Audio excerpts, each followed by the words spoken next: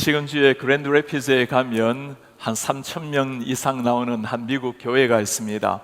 어느 한 주간의 주일 예배에는 확 떨어져서 1,500명 정도의 성도가 예배를 참석하게 되었습니다. 휴가철이었어가 아니라 설교의 주제 때문이었습니다.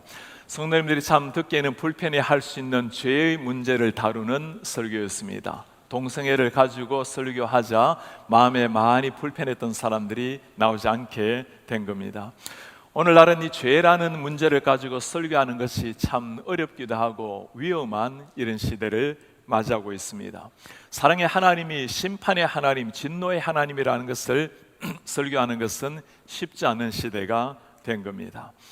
이전에 저희 아버지께 복음을 전할 때 아버지께서 참 받아들이기 어려웠던 것 하나가 죄인이라는 단어였습니다. 평생 가난한 시골에서 농사를 지으시면서 그렇게 순박하게 살아온 아버지께서 죄인이라는 말을 받아들이기는 쉽지는 않으셨습니다. 계속 말씀을 나누다 보면 그렇게 말씀을 해요. 나도 그렇지만 너희 어머니 같은 사람을 두고 죄인이라는 말을 쓰는 것은 정말 가당치도 않는 말이라고 쉽게 받아들이기 어려운 말이었습니다. 어른들뿐만이 아니죠. 우리 아이들도 마찬가지입니다. 우리 교회에 새롭게 오신 한 가정이 있는데 새 아이를 데리고 교회를 나왔어요. 주일학교를 갔다 왔는데 그 중에 한 유스 아이가 다음 주에는 가지 않겠다고 고백을 해요. 왜 그러냐고, 자꾸 목사님이 내가 죄인이라고 말을 하는데 내가 지은 죄가 없는데 죄인이라고 가기가 싫다라는 고백이었습니다. 당신이 죄인이야라는 말을 듣기에 좋아하는 사람은 아무도 없을 겁니다. 오늘 성경 말씀이 그 죄인에 대해서 말씀을 하고 있습니다. 하나님의 진노가 죄인인 우리 위에 임했다라고 하나님이 선포를 하고 있습니다. 먼저 드는 생각은 이런 겁니다. 하나님의 진노라는 이 말, 하나님은 사랑이시고 하나님은 은혜로우시고 하나님은 용서하시고 자비하신 분인데 하나님의 진노라는 것이 하나님의 속성과 맞아떨어지는 말인가? 하나님이 사랑의 하나님이 과연 진노도 하시는가? 하나님 물론 진노도 하시죠. 두 가지 이유 때문입니다. 하나는 하나님께서 거룩하시기 때문에 진노하시고 하나님께서 사랑하시기 때문에 진노하시는 분이십니다. 하나님께서 거룩하시기 때문에 거룩하지 않는 죄를 하나님께서 지켜보지 않으신다라는 말씀입니다.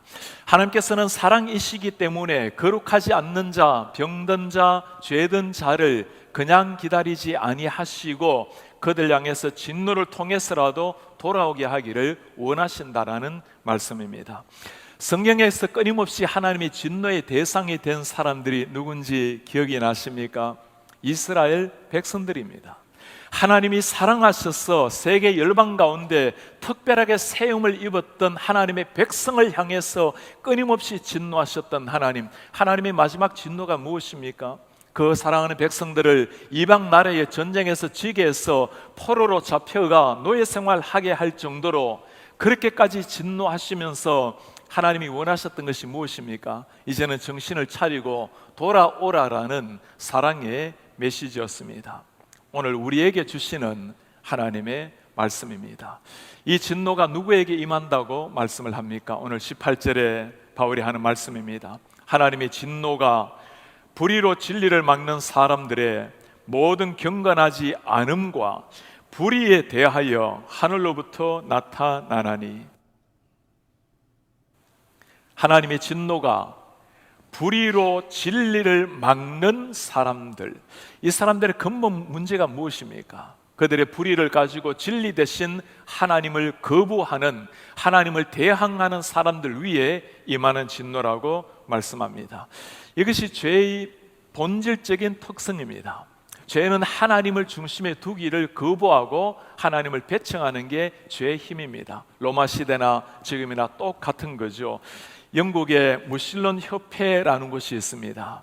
British Humanist Association이라는 이 단체에서 버스에 광고를 실은 게 있어요. There's probably no God. 하나님은 없다. Now stop worrying and enjoy your life.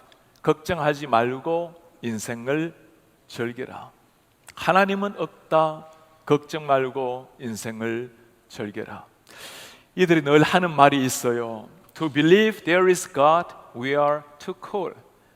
하나님이 있다고 믿기에는 우리나 너무나 세련된 사람이라. 우리 너무나 세련되었기에 하나님 존재라는 것 믿지 않는 사람들이다. 영국뿐만이 아니죠. 한국도 미국도 전 세계도 다 마찬가지입니다. 신앙의 자유를 위해서 하나님을 제대로 믿어보겠다고 메이플라워를 타고 이 땅에 온 사람들이 청교도 교인들이었습니다. 청교도라는 이름이 아직까지 이 땅에 남아있지만 이제는 메리 크리스마스라고 하나님을 찬양하는 인사도 못하게 만드는 시대가 다가오고 있습니다. 우리 집회를 볼 때마다 In God we trust, 하나님 안에서 우리는 믿는다라는 글귀를 늘 보지만 지금은 예수 그리스도의 이름 가지고 기도하는 것도 쉽지 않는 이런 시대가 되어버렸습니다. 하나님을 거부하는 사람들, 하나님 앞에 분노로 오히려 하나님께 나아가는 사람들, 그들을 향해서 하나님의 진노의 잔이 드리워져 있다고 말씀을 하십니다. 조금이라도 사랑의 마음이 줄어들거나 조금이라도 자비의 손길이 옅어진다면 당장이라도 진노의 화살이 용광로처럼 쏟아질 것이라는 말씀입니다. 오늘 이 말씀은 하늘로부터 우리에게 임하는 하나님의 진노라고 표현을 해요. 하늘로부터라는 말을 존 칼빈은 이렇게 설명을 했습니다. 사람이 어디를 보아도 아무런 구원을 찾을 수 없을 것이다. 왜냐하면 하나님의 진노가 온 세상에 쏟아 부어져서 하늘에까지 가득 찼기 때문이다. 온 세상에 가득한 하나님의 분노, 피할 곳이 한 인치도 없는 우리 죄인의 모습, 그 누구도 하나님의 이 분노에서 피할 사람이 아무도 없다라는 말씀입니다. 하나님의 분노의 대상은 어떤 사람일까요? 바울은 구체적으로 두 부류의 사람을 말씀을 합니다. 경건하지 않은 사람, 그리고 불의를 행하는 사람. 경건하지 않는 삶이 하나님과 우리의 수직적인 관계를 말해준다면, 불의한 삶은 사람과 사람 간의 불의한 죄를 말하는 말씀입니다. 경건하지 않는 것, 10계명에서 1계명에서 4계명의 말씀에 해당된다면 불의의 삶은 5계명에서 10계명의 삶이라고 말할 수가 있을 겁니다. 경건하지 않는 삶, 경건하지 않다라는 말은 헬라어로 아세베이아라는 단어를 사용합니다. 이 본래 뜻은 하나님을 모욕하는 이런 삶을 가리키는 겁니다. 영어 성경에는 이 단어를 godlessness라고 표현을 해놓았어요. 하나님이 없는 삶, 경건하지 않는 삶이라는 것은 한두 가지 하나님 앞에 범죄하는, 잘못하는 정도가 아니고 내 삶 자체에 하나님 두기를 거부하는 삶, 하나님 자체를 내 속에서 배척해 내버리는 그 모든 생각, 사고, 행동을 경건하지 않는 삶이라고 말씀을 합니다. 이런 사람의 삶이 어떠할까요? 바울이 이렇게 그들의 삶을 묘사를 합니다. 하나님을 알되 하나님을 영화롭게도 아니하고 감사하지도 아니하고 오히려 그 생각이 허망하여지며 미련한 마음이 어두워졌나니 스스로 지혜 있다 하나 어리석게 되어. 이 사람들의 문제가 뭐죠? 하나님을 알되 하나님을 영화롭게 하지 아니하고 감사하지도 아니하는 사람들. 많은 사람들이 가지는 의문이 이런 겁니다. 우리가 하나님을 알되 영화롭지 않게 한다고 했는데 하나님을 모르는 사람도 많지 않은가? 하나님이란 이름도 들어보지 못한 많은 사람들이 있는데 어떻게 하나님께 영광을 돌린단 말인가? 바울은 오늘 말씀에서 그것이 아니라고 말합니다. 하나님께서 우리를 만드실 때는 하나님을 알 수 있는 마음을 우리 속에 심었다고 말씀을 해요. 두 것을 통해서 하나님을 알 수 있다고 말씀하는데, 하나님 우리의 마음속에 내재되어 있는 양심을 통해서, 마음을 통해서 하나님을 알 수가 있고, 다른 하나는 저 자연에 베풀어 두신 하나님의 신성, 그 속에 깃들어 있는 하나님의 모습을 통해서 하나님을 알 수 있다고 말씀을 합니다. 19절에 뭐라 말씀합니까? 이는 하나님을 알 만한 것이 그들 속에 보임이라. 하나님 알 만한 것을 그들 속에 보였다고 말씀합니다. 하나님께서 이를 그들에게 보이셨느니라. 다시금 강조를 하고 있어요. 창세로부터 그에 보이지 아니하는 것들, 영원하신 능력과 신성이 그가 만드신 만물에 분명히 보여 알려졌나니 그러므로 그들이 핑계하지 못할지니라. 만물에 분명하게 보여 알게 하신 우리 하나님, 한 번도 들어보지 못한 하나님을 어떻게 알 수가 있다는 말입니까? 오늘 분명하게 성경이 말씀을 하고 있죠. 우리의 마음속에 하나님을 향한 마음을 심어주셨다라는 것, 저 아름다운 대자연을 보면서 창조주를 생각할 수 있다란 말입니다. 우리말에 딱 보면 안다라는 표현이 있죠. 버지니아의 시골로 들어가다 보면 허름하게 있는 집들을 만나곤 합니다. 사람이 살지 않는 집이라는 걸 대부분이 아는 거죠. 유럽의 많은 교회들을 들어가 보면 관광객들이 찾을 뿐이지 건물 냄새가 확 다가옵니다. 사람이 있지 않는 교회의 모습입니다. 지난 월요일은 셔난도에 올랐습니다. 내렸던 눈들이 내리쬐는 햇살에 녹아지면서 정상에서 갈대밭이 있고 저 아래 마을들을 보니까 얼마나 아름다운지, 그 찬바람에도 따스한 햇살을 맞으며 바라보는 마을, 그리고 하늘이 얼마나 상쾌하고 아름다운지 같이 간 지인이 그렇게 말씀을 해요.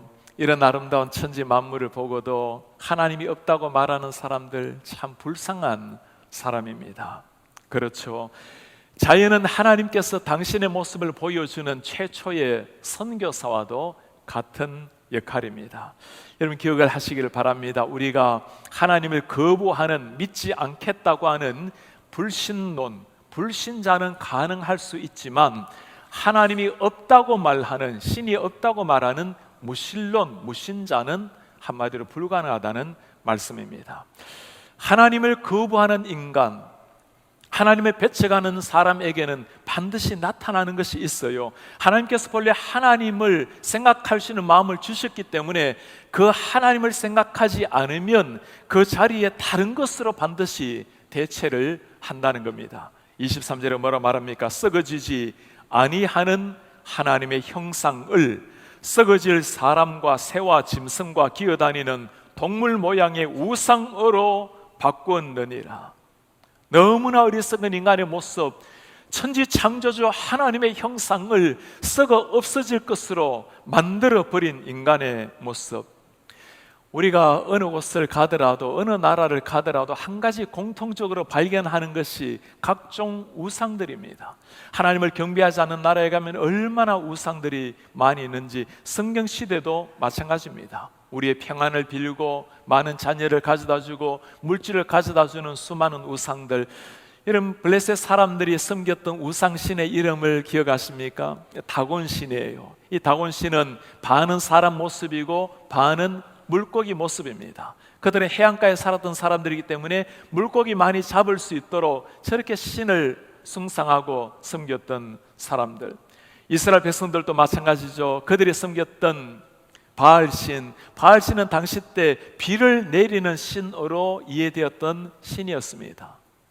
사람들이 왜 비를 그렇게 기다렸을까요? 농경하고 목축했던 이스라엘 백성들, 그들에게 비를 내려야 풍요가 온다고 먹고 살기 위해서, 풍요를 위해서 우상을 섬기셨던 이스라엘 백성들, 어떻게 그렇게도 많은 백성이 그 많은 우상을 섬기는지 요한 칼빈은 이런 우리의 마음을 보고 우리 사람의 마음은 우상을 만들어내는 공장이라고 표현을 했습니다. 우상의 문제는 단순하게 우상 만드는 것으로 끝나질 않습니다.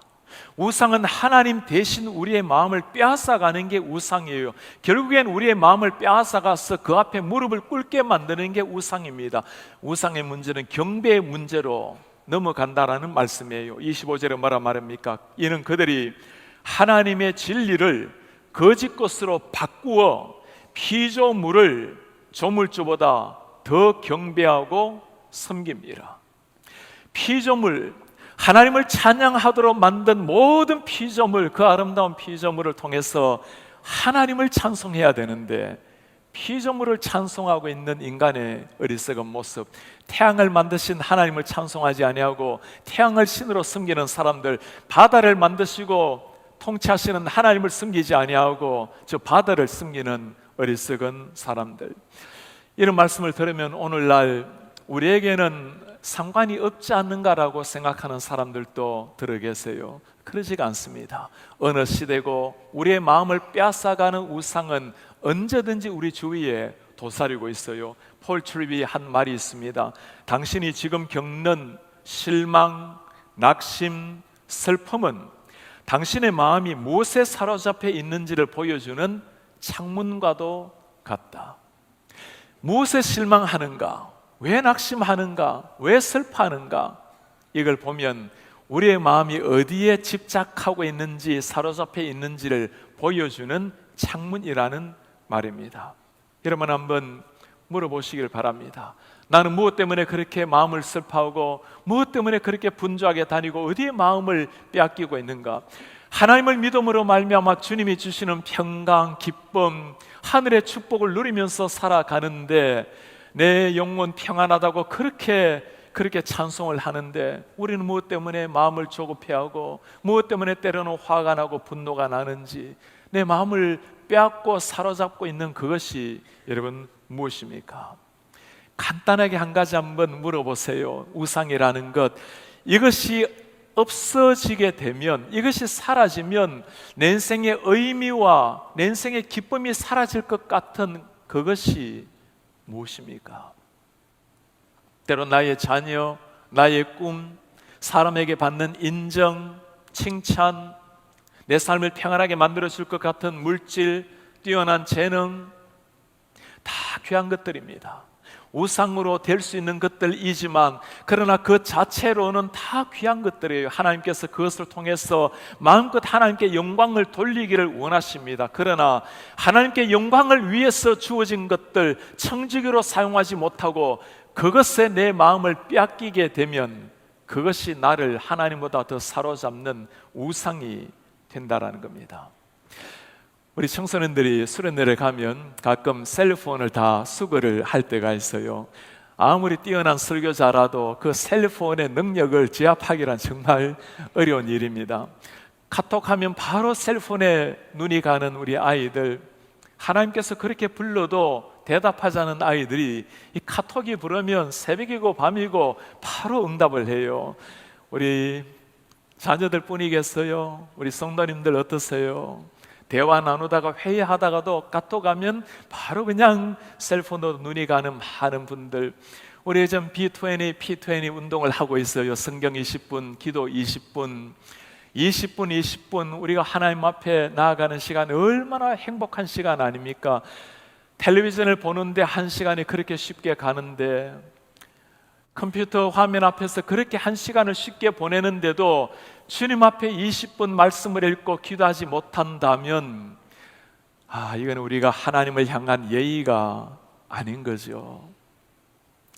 우상 숭배라는 것, 하나님이 보시기에도 참 가증하지만 이 우상이라는 게 결국에 우리에게 아무런 유익을 주지 못하는 게 이게 우상이에요. 이사야서에서 뭐라고 말씀합니까? 보라, 너희는 아무것도 아니며, 우상에게 하는 말이 You are nothing, less than nothing. 아무것도 아닌 것보다도 더 못한 것들, 너희 일은 허망하며 너희를 택한 자는 가증하니라. 팀 켈러가 내가 만든 신 Counterfeit Gods라는 책에서 한 말은 언제나 옳습니다. 내가 만든 신은 반드시 나를 배신한다. 우리가 그렇게 기대하고 그렇게 그에게 내 마음을 주었지만 우리가 만든 신은 반드시 나를 배신한다. 그래도 이 시대의 인류는 끊임없이 우상을 만들어 내고 있어요. 조나단 에드워즈는 이런 우리의 어리석은 모습을 보고 거대한 바위가 떨어지는데 그 밑줄을 만들어서 지탱하려고 하는 어리석은 인간의 모습으로 설명을 했습니다. 이것이 우리 인간의 모습이에요. 경건하지 않는 하나님의 사람들의 모습. 오늘 이 말씀을 통해서 우리 바울이, 우리 예수님이 정말 하려고 하는 말씀이 무엇일까요? 그렇게 타락한 인간의 모습을 보여주면서 하나님이 하시려고 하는 말씀이 뭘까요? 그렇게 살지 말라는 겁니다. 회초리를 때리면서 그 눈에 눈물이 나는 어머니의 심정이에요. 하나님의 진노가 기다리고 있으니 부디 그렇게 살지를 말라. 너희는 너무나 고결한 하나님의 피조물이기에 내가 만든 피조물의 머리를 숙이지 말고 무릎을 꿇지 말라고 말씀을 하는 겁니다. 우리가 정말 경배해야 될 분, 하나님께 영광과 찬송을 돌리라고 말씀을 하는 거예요. 지금까지 우리는 하나님을 거부하는, 하나님을 배척하는 경건하지 않음에 대해서 말씀을 나누었습니다. 하나님과의 관계가 무너지게 되면 반드시 무너진 관계는 사람 간의 무너진 관계로 나타나게 되는 겁니다. 불의한 모습으로 나타난다는 거예요. 26절에서 28절까지는 동성애에 대해서 말씀을 하고 29절에서 32절 말씀에는 동성애뿐만 아니라 모든 하나님이 가정이 여기시는 악한 일들에 대해서 설명을 해놓았습니다. 동성애에 대해서 설교하는 것은 참으로 힘들고도 위험한 시대가 되어버렸어요. 이 지역에 참 존경받는 좋은 목사님이 저에게 해준 말씀이에요. 몇 년 전에 동성애에 대해서 설교를 하는데 한 성도님이 보란듯이 일어나서 중앙으로 또벅또벅 걸어 나가시더라고. 그리고 예배를 마치는데 두 분이 오셔서 얼마나 목사님을 비난했는지, 성경을 그대로 믿고 참으로 하나님의 말씀에 써있는 좋은 교회에서 일어나고 있는 일이었습니다. 중요한 것은 세상의 동성애에 대해서 어떻게 평가하는가, 학자들이 어떻게 말하는가가 아니고 그리스도인에게는 성경이 무엇이라고 말하는지를 들어야 됩니다. 24절에 말합니다. 그들의 몸을 서로 욕되게 하셨으니, 25절 하나님께서 그들을 부끄러운 욕심에 내버려 두셨으니, 27절 부끄러운 일을 행하여 그들의 그릇 때문에 상당한 보응을 그들 자신이 받았느니라. 성경을 믿지 않는다면 이런 말씀에 무게를 둘 필요는 없겠죠. 그러나 성경을 정말 믿는 사람이라면 우리는 하나님이 뭐라고 말씀하는지를 들어야 됩니다. 너무나 분명하게 하나님이 말씀을 하고 계시는 겁니다. 최근에 브라질에서 논란이 된 영화가 하나 있죠. The First Temptation of Jesus Christ, 예수 그리스도의 첫 번째 유혹이라는 영화 제목이었습니다. 예수 그리스도를 동성애자로 표현을 하고 예수님께서 남자친구를 데리고 와서 부모님에게 소개하는 이야기입니다. 마리아를 마약 중독자로 만들어버린 영화. 오늘날은 표현의 자유라는 이름으로 무엇이든지 다 가능한 이런 시대를 만들어버리고 있어요. 저 멀리만 일어나는 일이 아니죠. 미국에도 한국에도 전 세계에 일어나고 있는 똑같은 일입니다. 학교가 예외입니까? 우리 사랑하는 자녀들이 배우고 있는 어린 학교에서도 일어나고 있는 일입니다. 남자와 여자 성뿐만 아니라 자기가 원하는 대로 성을 취사 선택할 수 있는 이런 시대가 점점 되어 가고 있는 겁니다. 그리스도인의 판단 기준은 모호하지 않습니다. 분명한 거예요. 성경이 말씀하는 그대로 듣는 것이 우리 그리스도인들이 해야 될 일입니다. 성경이 뭐라고 말씀하는가, 성경이 말씀하면 그대로 믿고 따라가는 게 우리의 삶인 겁니다. 그리고 말씀하는 대로 담대하게 살아가는 것이 하나님 앞에 서 있는 그리스도인의 모습입니다. 오늘 이 시대는 이렇게 살아가는 게 참 쉽지 않는 이런 시대처럼 보입니다. 그 옛날 마르틴 루터의 고백을 여러분 기억합니까? 보름스 의회 앞에서 네가 믿고 있는 이 신앙을 체류할 수 있겠는가? 예수님만으로 구원 얻는다라는 이신칭의의 가르침을 포기할 수 있겠는가? 그 죽음의 스스리 시퍼랬던 그 순간 루터가 했던 말입니다. 나는 성경에 굴복하고 나의 양심은 말씀에 사로잡혀 있습니다. 성경에 굴복하고 내 양심은 말씀에 사로잡혀 있습니다. 그리스도인이 할 수 있는 마지막 고백입니다. 바울이 말하는 동성애는 동성애 죄뿐만이 아니죠. 바울은 수많은 죄를 다 열거를 하고 있어요. 우리 가운데 나는 그러지 않는데요. 여러분 이 말씀 한번 깊이 들여다보세요. 모든 불의라는 말씀만 벌써 능력해봐도 주님 앞에 온전히 의롭게 살아가지 못하고 있는 나의 모습이 보이지 않습니까? 추악함, 탐욕, 악의, 시기하는 것, 살인. 예수님이 뭐라 말합니까? 마음으로 그를 미워하는 것도 살인이라 하셨습니다. 분쟁하는 것, 사기, 악독, 수군수군하는 자, 뒤에서 그를 향해서 비난하는 말을 하는 수군수군하는 자, 비방하는 자, 하나님이 미워하시는 자, 능욕하는 자, 교만한 자, 자랑, 악, 부모를 거역하는 자, 우매, 배악하는 자, 무정한 자, 무자비한 자라. 여러분 이 21가지 죄악을 열갈 필요가 없죠, 그죠? 가만히 들여다보면 하나하나의 걸리지 않는 것이 없을 정도가 우리의 모습입니다. 이것이 우리 인간의 타락한 우리 인간의 모습이라고 하나님이 말씀을 하는 거예요.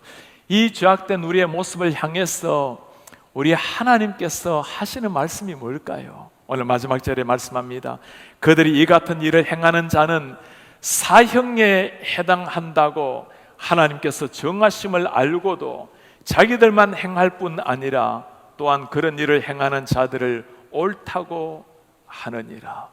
이게 죄의 속성을 정확하게 보여주는 말씀 아닙니까?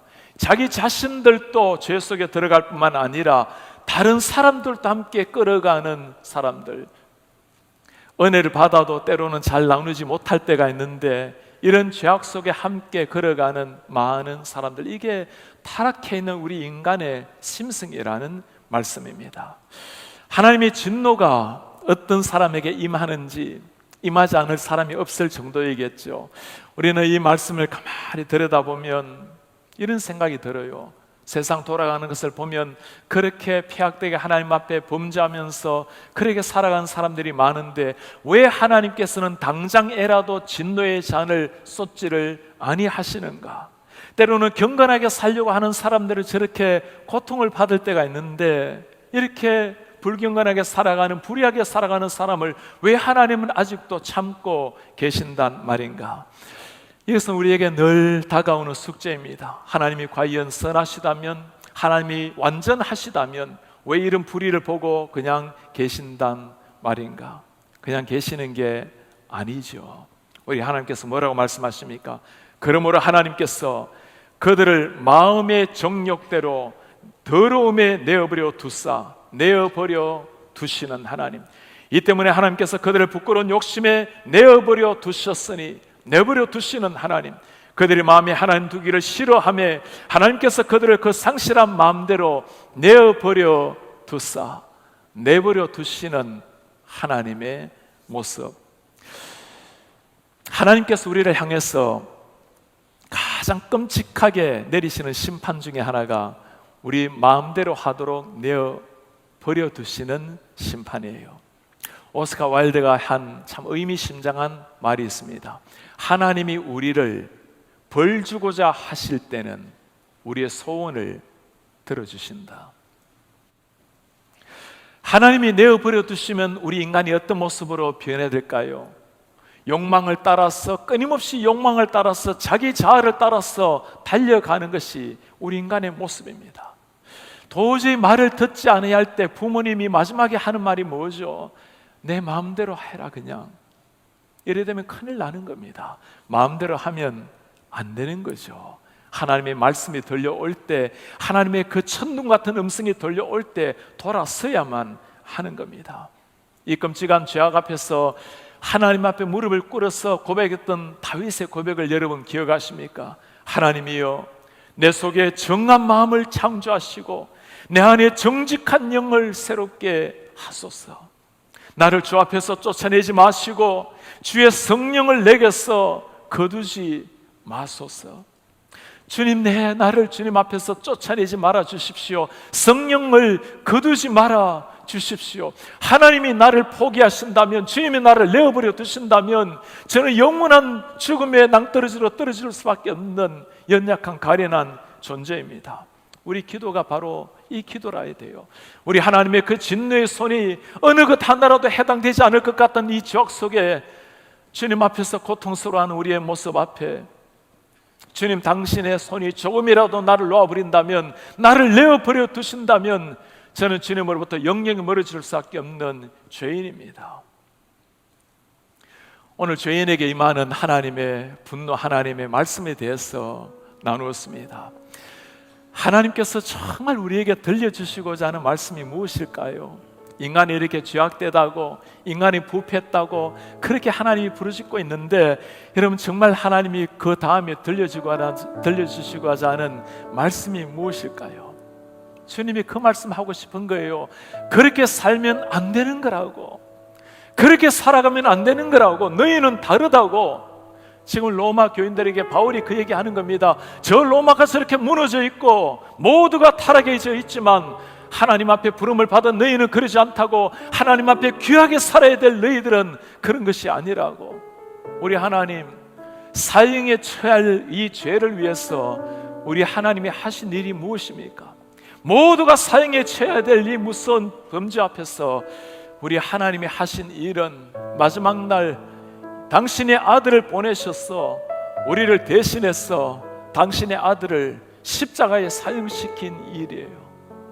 우리를 살리기 위해서, 모든 범죄 영원한 지옥 가운데, 사형 가운데 살리기 위해서 당신의 아들을 대신 사형시키신 분이 우리 하나님이세요. 그리고 하나님이 말씀하는 겁니다. 이제는 달리 살라고. 세상에 물드는 인생이 아니라 세상을 그리스도의 피로 물들여 가는 인생이 되라고 주님이 말씀을 하시는 겁니다. 오늘 이런 세상 가운데 바울은 디모데후서 3장에 우리를 향해서 이렇게 도전합니다. 악한 사람들, 속이는 자들은 더욱 악하여져서 속이기도 하고 속기도 하나니, 그러나 너는 배우고 확신한 일에 거하라. 세상이 아무리 달라져도 너희는 진리 말씀 앞에 견고하게 서서 하나님이 주신 양심과 하나님 말씀 앞에 견고하게 서라고 말씀합니다. 세상에 물드는 인생이 아니라 진리의 복음과 하나님의 사랑으로 세상을 물들여가는 인생, 자신의 쾌락과 자신의 욕망을 따라 살다가 허망하게 끝나는 인생이 아니라 창조주 하나님을 만나서 감격적으로 살아내게 만드는 이런 하나님의 통로가 되시는 하나님의 사람들 되시기를 주의 이름으로 축복합니다.